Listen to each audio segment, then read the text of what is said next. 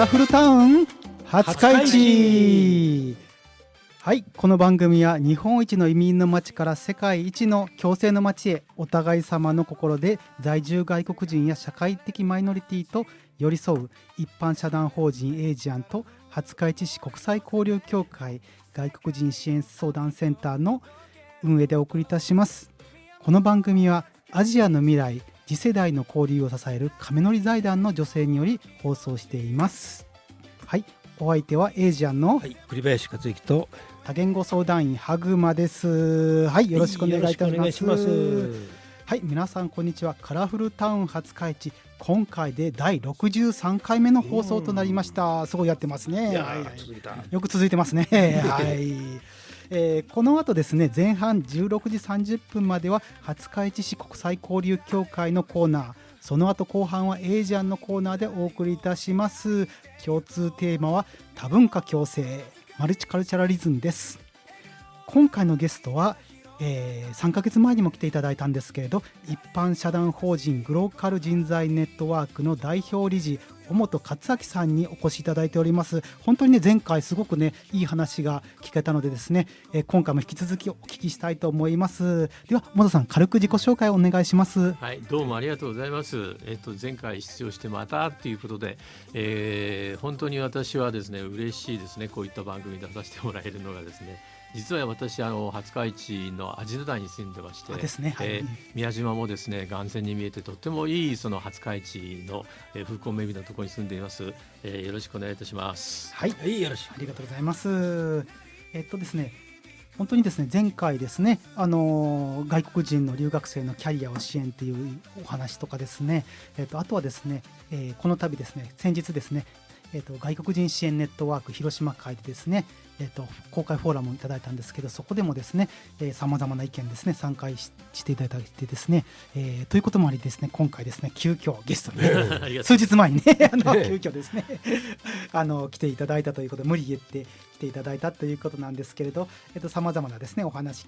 お聞きしたいと思います。ですね、それではですね、いつものですね、国際交流協会のコーナーでいきたいと思います。廿日市国作の共栄、廿日市でねアラソジエーショ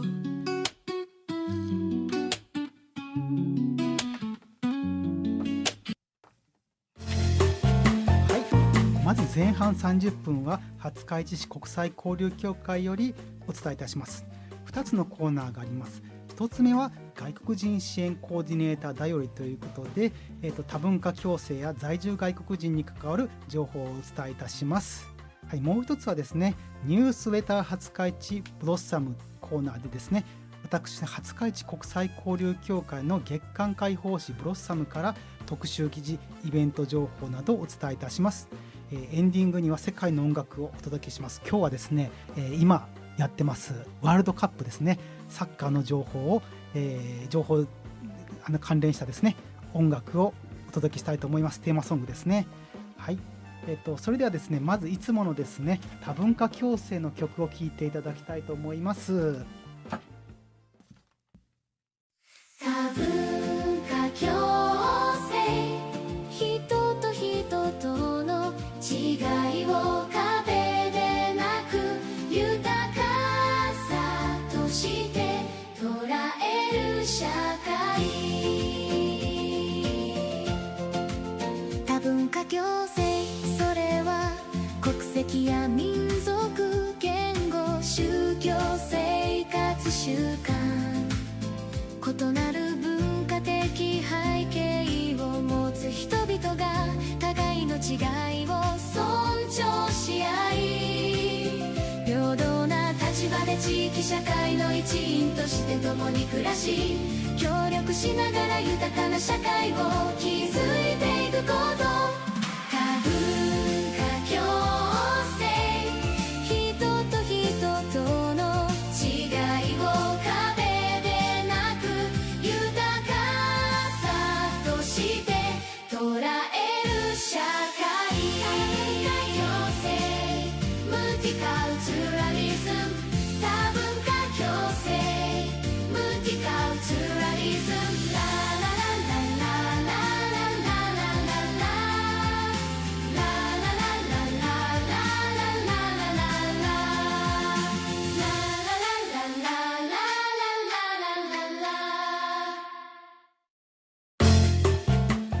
多文化共生マルチカルチャラリズム聞いていただきました。違いを壁でなくですね、強みとして生かそうっていうね、プラスになるような、曲を作って、はい、いました。はい。ということでですね、今回ですね、まず外国人支援コーディネーターだよりということでですね、一つはですね、7月9日広島会ですね、外国人、ネットワークコーディネーター広島会の特別公開フォーラムというのを桜ピアノ会議室で行いました。そのことをお話ししていきたいと思います。これね、栗林さんも大本さんも来ていただいてですね、展示会もやった後にですね、その後ね、どうでしたか？いや素晴らしいですね。もっとたくさんの人がね、人数が少し10人ぐらいでしたっけ？はいですね、フォーラムの方が少人数で本当に、いろんな関係者がですね、あれですね、社会福祉士の方とかですね、教会の、牧師さんとかですね、他にもですね、行政の方とかですね、あと、入国管理局の方もオンラインでですね入ってもらったりとかですね、さまざまなですね外国人の支援に関わっている、関係者が、はい、集まっていただきですね、公開フォーラムをやったということでですね、非常に少人数だからこそですね、さまざまな活発な意見がいただきました。で、特にですね、今回のゲストでですね、亀のり財団のスタッフの方が、視察も兼ねてですね、お話も来てもらいました。はい、非常にお話もね良かったですね。っていうのが、このラジオ番組も亀のり財団さんのですね、支援をいただいておりましてですね、じゃあ亀のり財団って何ぞやって、はい、実はですね、亀のり財団をですね、はい、されてるのがですね、創始者がですね、亀のり安本さんでですね、この方ですね、韓国のですね、最終党の出身ということで、日本で財をされまして、財を作られまして、この方は言ってるんですね、国によって異なる文化や歴史を互いに認め合う真の友好関係を築いてほしい。それらには柔らかい心を持つ若い世代のうちでこそ異文化体験をしてほしいということですね。ということでですね、さまざまなですね亀のり財団はですね、事業をやっておりまして、若い人たち、外国人を含めた奨学金事業とかですね、国際交流事業とかですね、私たちエイジアンさんのようなですね、NPO とかですね、一般社団法人とか外国人を支援する、団体に向けたですね基盤支援事業というですね、さまざまなで、もう一つですね、亀のり塾っていうのを実はやっておりまして、NGO 関係者、外国人を支援するで、外国ルーツの方もいるんですけれど、そういう方々が集まってですね、塾のようにですね、1泊2日でですね、外国人支援やですね多文化共生を学び合うというですね、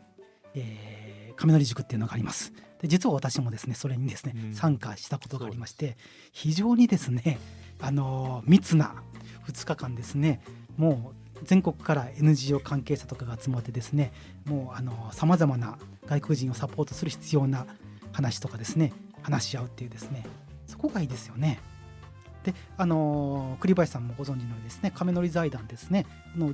助成金を渡して終わりではなくて、しっかりサポートとかですね、はい、専門家にオンラインでもね、やってくれたりとかですね、はい、例えばどんなサポートとかメールでやり取りを、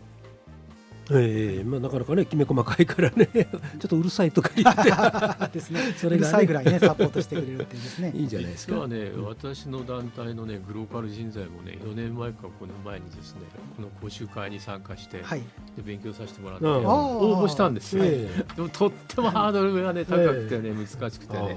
採用されなかったのでとても残念でね、でしたね。国際交流団体でこういったですね、支援がしていただけて、お金もですね、出てくるということはとてもですね、心強いですよね。はい、そういう亀のり財団の方がですね、今回2名東京から来ていただいて、広島にですね、で、フォーラムにも参加していただいてですね、亀のり財団のこの趣旨とかですね、いろいろ話してくださいましてですね、野地さんがね大変感動してましたよね。野地さんって韓国出身のね、在日の方ですね、来られてまして、本当にこの創始者がですね、うんやっぱり最終と韓国出身ということでですね、非常に感動したということでですね、でやっぱりねそういうノージェスチャーもそうですけれど、やっぱり韓国とその日本の交流とかですね、若者支援とかですね、多文化共生のためにですね活動されている方々ってですね、はい、直接関係なかったんですけど、この8月にもねやっぱり日韓のね若者の交流が、計画されてましてね、YWCA がね、実施されますよ、日本人が30人と韓国人が30人で、韓国のね各地をそういうこともあります。そうですね。で財団の理念もちょっとついでに言わせていただきたいんですけど、亀のり財団は日本とアジアオセアニア地域の若い世代の交流とその架け橋となる人材を育てることを通じて、内外の青少年の友好関係と相互理解の推進に寄与することを目指します。ということで、私も塾に参加させてもらって、青少年ではないんですけどもうおじさんなんですけれど、非常に気持ちは青少年、はい、気持ちは青少年ですね架け橋となるべくね、おじさんが架け橋となるべくですね、させていただいております。はい、というわけで、はい、他にですねちょっとせっかくなのでこの前のあれですね、ネットワークの公開のセミナーですね、ちょっと栗林さん、はい、私もねこれはね今回ね本当に力入れたんですよ。くたびれ果てましたがね一番大きいね美術ギャラリーの第3展示室をねお借りして5日間やって、その中でその今のフォーラムもね実施させていただいたんです。展示物はね本当に我々エージャンの活動だけじゃなくってね10団体ぐらい関係者がね、それぞれ出していただいたんですよ。だからもう全部ねカメラにね収めてましてね、なんとか YouTube にね載せて要点をまた皆さんに知っていただければと思ってます。同じく今も録画してるんですけれど、この動画と同じエージアン SNS、そうですね、あそこから入ってね、はい、YouTube に行ってもらえればね、はい、とてもね楽しく展示会ですね、さーっと見て、現場へ行く以上に分かりやすく説明しようかと、思ってます。で一つにねもう一つ言いたいのはね原爆展というのもあったんですよ。でそれをね見られた人はね年配の人でね、これはあるんかいってもうさっとすぐ逃げるようにして帰られた人もいました。やっぱり廿日市にもねそういう人がおられるんですね。でもやっぱりなおさらだからこそ知ってほしいことだったんですね。それは原爆の被害というだけじゃなしに、そこへ至る歴史、日本のねそれをねざーっとルール説明したが絵でね、一つだけ見ていただきましょう。みんなが貧乏になって、これは第二次大戦後のバブル景気がはじけて昭和恐慌、それをねこの一面に、ぜひね見ていただければと思うんです。中に書いてあるでしょ、娘身売りの相談を役場がしてるんですよ。娘をね身売りしたい人は相談に乗りますよ、役場がですよ。こういう時代があったということなんですね。このやっぱりねいろいろなブロック経済の中でね世界がね自利品になっていく中で、日本もねこういうふうに追い込まれていった。それをまた繰り返しちゃいけないですよね。そういうふうなことでね日本広島の歴史も展示させていただきました。これもぜひ YouTube でね発信させていただきたいと思います。そうですね、やっぱり本当に歴史を振り返るというのが重要でですね、ちなみに歴史といえばですね、うんちくなんですけど、今日7月14日って何の日かちょっと調べたんですけれど、実はですねフランス革命が起きた日と、そのさらに約100年後にですね、廃藩置県が明治政府が行ったというですね、非常にうんちくなんですけど、ちょっと調べてきました。7月14日で、それが対照的でですね、フランスでは革命をですね、市民がですね血を流して行ったっていう、で日本ではですね無血で紙1枚で一言で、西郷隆盛含めたですねさまざまな朝廷も含めたさまざまな方が調整して廃藩置県をですね、武士に刀を渡させたっていうですね、すごいね対照的ってよく言われるんですけど、うんちくでした。素晴らしいうんちくですね、これは。それがあるからこそ今のね平和な、いろんな方々がですね平和に暮らせる社会ができたのかなというようなところでですね、ではそれではですね、うんちくもいったところで次は曲をいきましょう。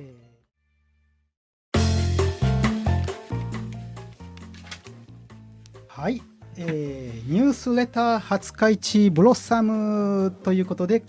この後はですね、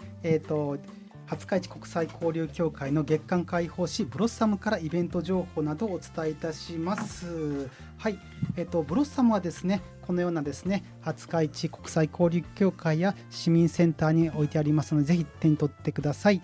まずですね、今月号のですね、表紙にあるんですけれど、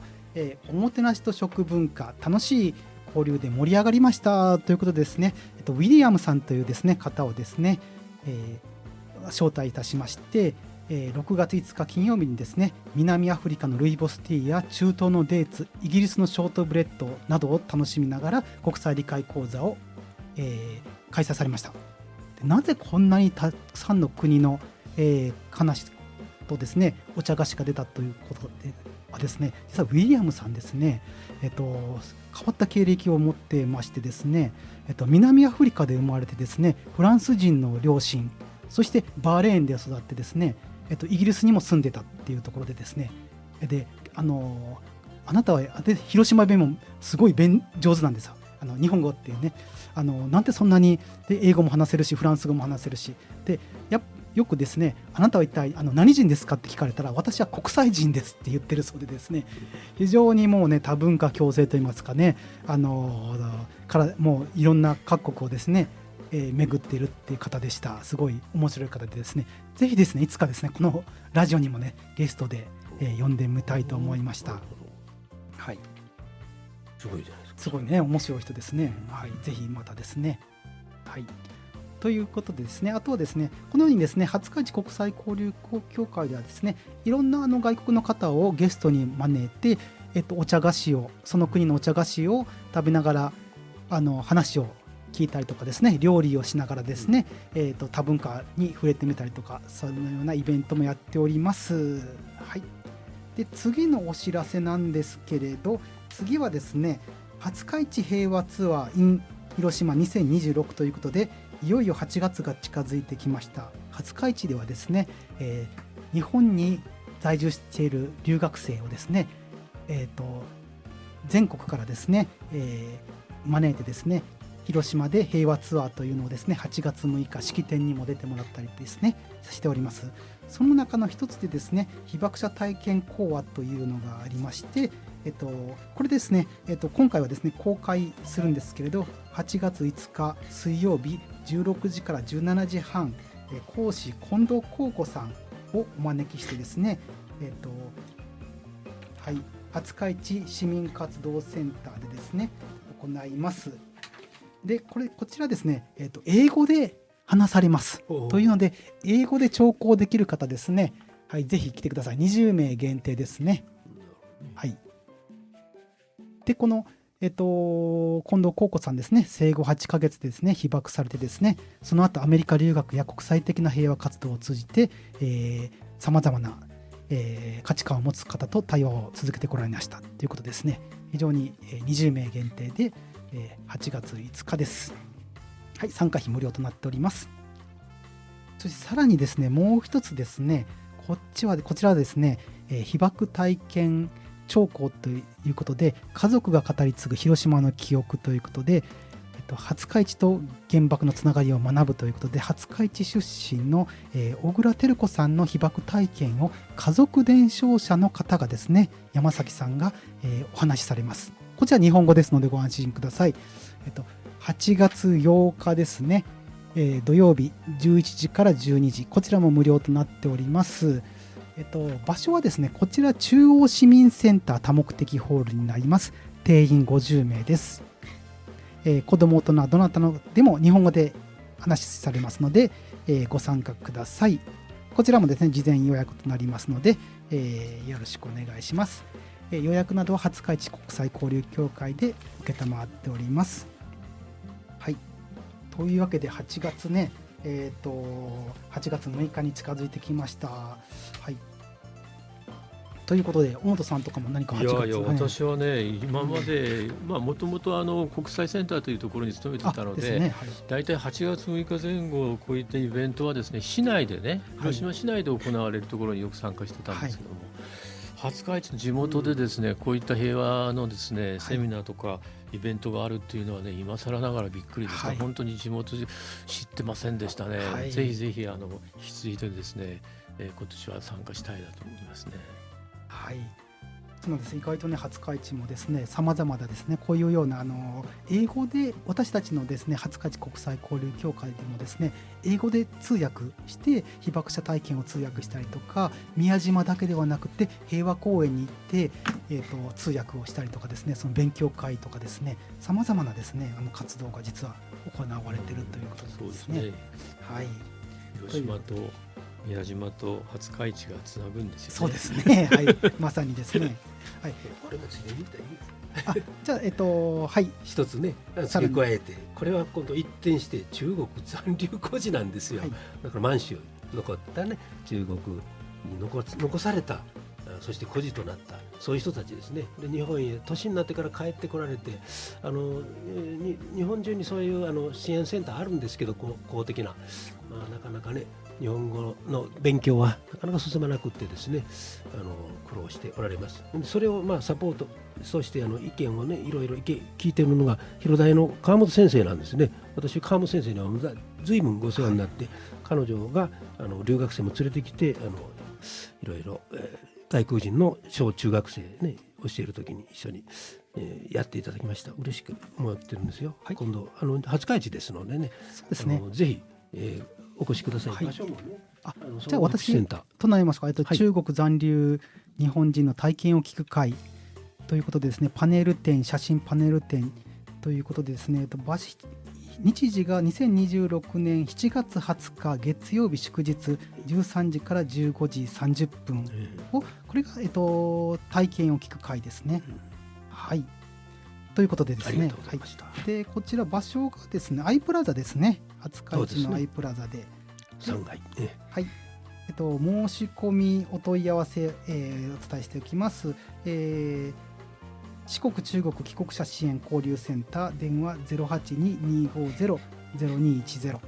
はい、082-250-0210ということで、パネルですね。満州移民のね写真パネル展も同時にありますのでね、はい、その場所に、はい、でパネル展の方は無料で予約不要ということでですね、はいはい、社会福祉センター3階で行われているということでですね、はい、定員80名、体験は定員80名ですので、はい、無料ということで、事前予約ということですね。はい、はい、